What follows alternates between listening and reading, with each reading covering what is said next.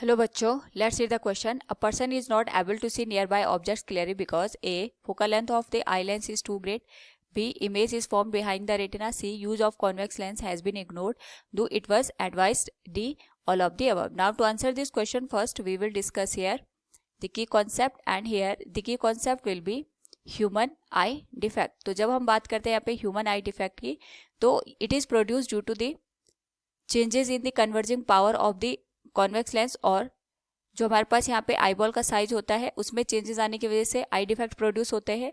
तो हमसे क्वेश्चन ये पूछा गया है, person is not able to see near by object clearly.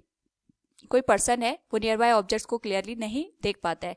इसका मतलब ये है वो जो पर्सन है वो हाइपरमेट्रोपिया से यहाँ पे सफर कर रहा है. हाइपरमेट्रोपिया में जो पर्सन होता है उसको नियर बाय ऑब्जेक्ट्स क्लियरली दिखाई नहीं देते, जबकि फार ऑब्जेक्ट्स क्लियरली दिखाई देते हैं. ऐसा इसलिए होता है क्योंकि जो लेंस की कन्वर्जिंग पावर होती है वो यहाँ पे रिड्यूस हो जाती है. और अगर लेंस की कन्वर्जिंग पावर रिड्यूस हो जाएगी, उस पर्टिकुलर केस में जो इमेज होती है वो रेटिना के बाद बनती है. या फिर ऐसा भी हो सकता है कि हमारे पास जो आईबॉल का साइज होता है ये यहाँ पे डिक्रीज हो जाए. दोनों ही केसेस में जो इमेज होती है वो रेटिना के बाद हमें यहाँ पे दिखाई देती है.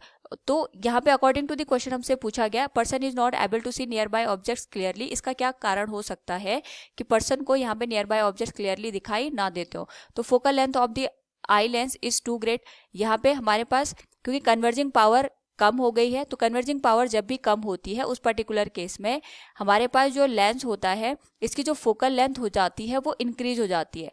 इसीलिए हमारे पास जो इमेज बनती है वो रेटिना के बाद बनती है. तो जो फर्स्ट स्टेटमेंट है it is correct one. Image is formed behind the retina, ये भी हमारे पास पॉसिबिलिटी है कि यहाँ पे हमारे पास जो इमेज है वो रेटिना के बाद बन रही है. And third one is use of convex lens has been ignored, do it was advice.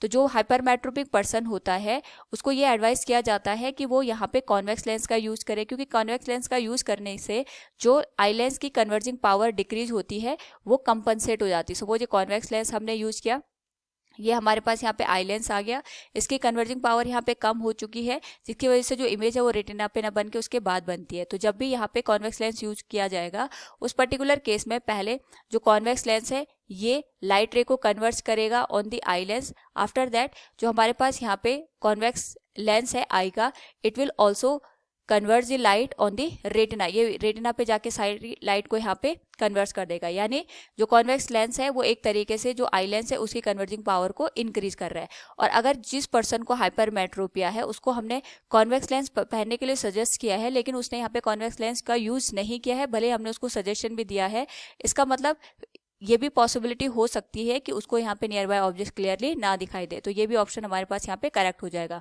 So from the given question we can say person is not able to see near by object clearly because all the options are correct. Option D will be the right answer. Hope all you understood it. Thank you and best of luck.